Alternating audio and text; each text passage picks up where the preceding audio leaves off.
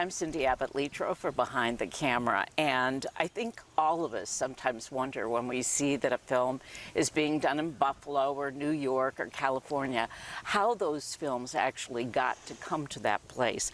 And Justin Hank is my guest, and he is the location manager, and so part of the answer is within that title.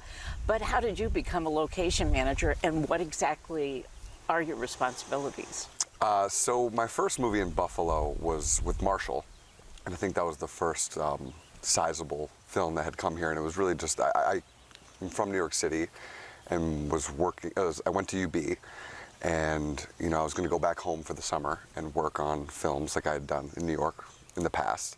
And then somebody said, they're bringing movies to Buffalo. And I was like, I was kind of surprised by that. And so I interviewed for the job and got Marshall, and I started as a location assistant. A lot of just kind of moving things around, and anywhere from putting up signs to picking up trash. And then got to meet a lot of the people and a lot of the local crew base. And as more and more films came up here, I just fell in love with the city so quickly. And I thought, why do I have to go home to do that when I can? For instance, Cabrini, that used so many locations. I mean, different ones. That must have been a challenge. You were a location manager for that? Correct, yeah. So I worked up from assistant to scout, and then assistant location manager, and then location manager, and then for Cabrini.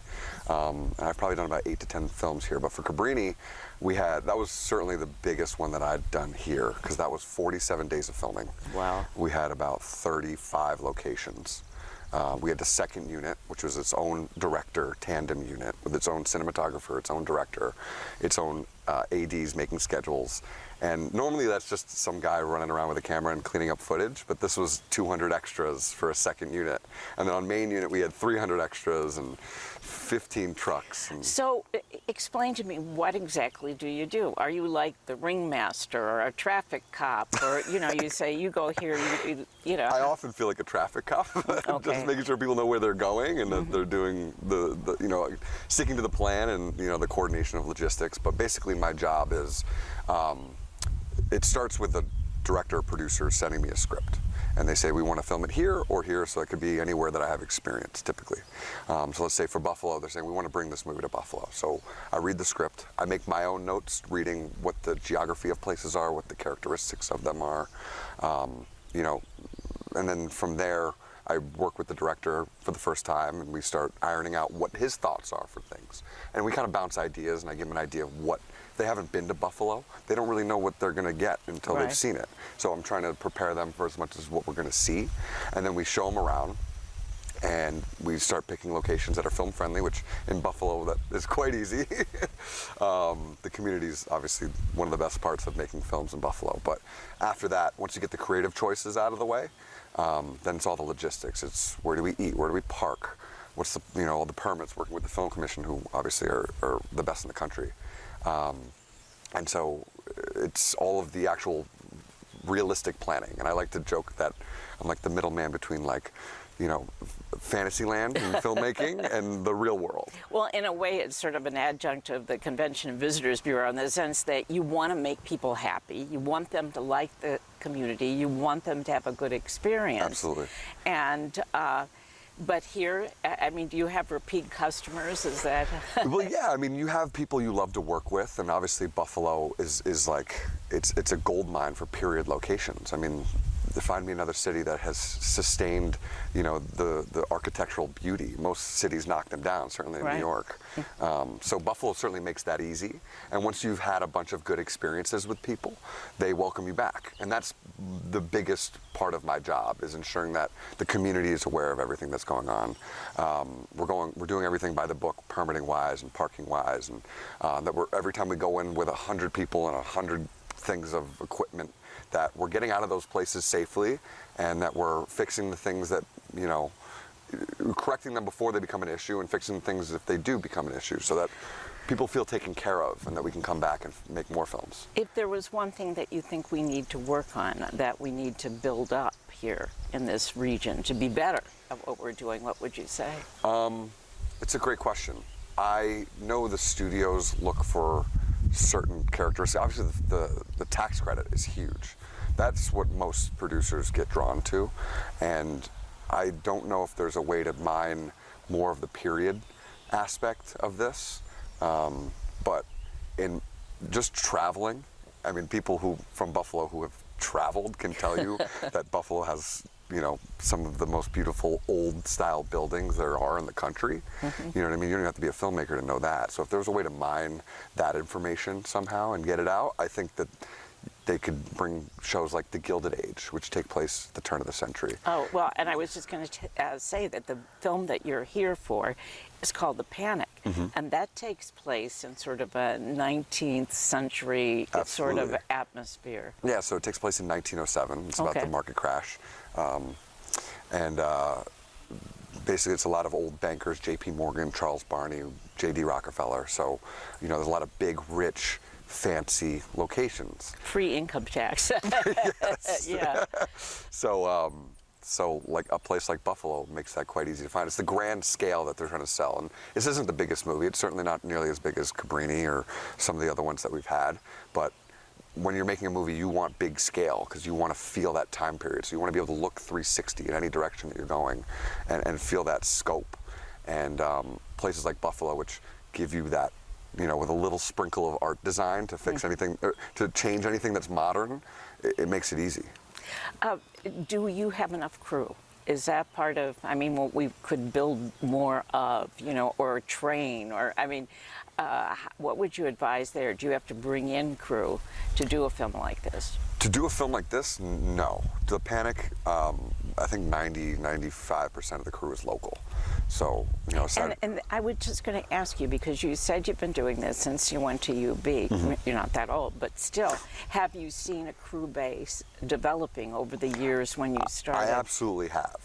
I mean, part of my luck in this was I think we were just starting to get big films, and obviously there was a crew base here, but I started to come up with them as the bigger films came, so I integrated myself in the community, and like I have some of my best friends live here, so that makes coming back easy. But no, I mean, the experience that certainly I've gotten, and I'm sure the rest of the film crew has seen in the last 8 to 10 years since Marshall was here, absolutely. I mean, you see people who were 5 or 6 on the totem pole are now department heads now. Wow. So we're prepared to fill the shoes of larger productions, but obviously you do have to bring in the sheer numbers at times. How about the fact that there's been an advent now? You know, we have, you know, several sound stages. A brand new one just opened up. Buffalo Filmworks has been doing work all along. How important is it to have sound stages? I think it's incredibly important. I mean, Filmworks has been pounding the table on this forever. I remember filming there when they had just started. We filmed a movie called Bashir. It was a pretty large horror film at the time, and ever since then they've saw the future of what Buffalo could give, and I mean, film studios are the basis of any production, especially certainly when you're building large scale sets, and I think Filmworks does it better than anybody. You know, choosing a location is so incredible, and we'll talk in a minute about this amazing house that's behind us. But I was just thinking, one of the stories I heard, and I don't know if this is true or not, that people sometimes hear Buffalo and they go, well, it's, you know, nah, not Buffalo. But Jonathan Sanger, who did Marshall and was producing Cabrini, is really kind of responsible for having them take a second look. Yeah, I mean, he obviously had a great experience, like many people do when they film in Buffalo. And when they were looking for locations or cities to film Cabrini, they were looking at Montreal and, you know, a European city, which I can't remember which one, but they were still window shopping for a place to bring their film. And he had to kind of convince the director and the producers to take a look. And just take a look. I promise you'll find what you need. And they came here with the intention of doing a lot of the movie elsewhere and, you know, a third of the movie here, which was 20 days. And when they got here and they saw all the possibilities that could be done, they ended up doing the entire movie here, 47 days. And, you know, the same could be said for any filmmaker who doesn't know what they're getting until they see it. Well, and I think that's very true, that even those of us who live here don't realize, for instance, that there is this amazing house. This is in Niagara County. Right. How did you find this? you know, I've got a great team, Bobby Gott, and you know, we all have a lot of relationships in Buffalo. Everybody's 3 degrees removed, and when you're looking for something as fantastic and rare as this, you know, you kind of have to mine those friendships and resources and look for people who would be interested. And The library is key in this house. the library, so we're filming a scene that takes place inside the Morgan Library, which is a real museum, sure. and it's big in scale and beautiful, and you know, over 100 years old. And finding that was very tough, because if you look at photos of the place, it is very specific and truly a one of a kind. And you know, we came all the way up to the top of the state to find something as magnificent as this. But beautiful location.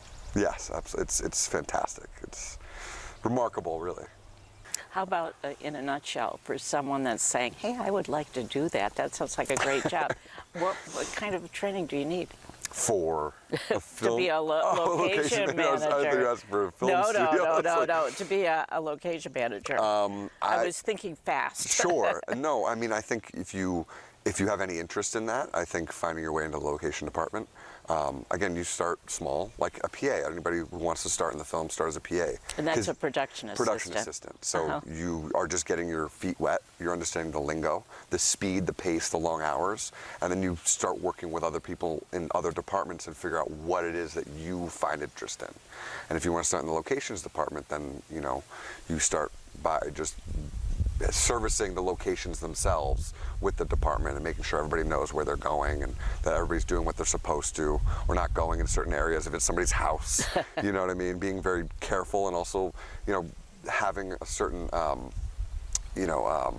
building relationships always helps in any department. And then just, you know, specific to locations, you know, get an eye for things. When you start watching movies, you know, see what works, what doesn't work. If it's a period film, or what is it about the location that lends itself to that particular scene, which some people don't pay attention to the color of the wall, which is art department, and some people don't necessarily care if it's a diner or a Waffle House. But asking yourself those questions, why the difference, and that interests you, then that'll add to, you know, that scope.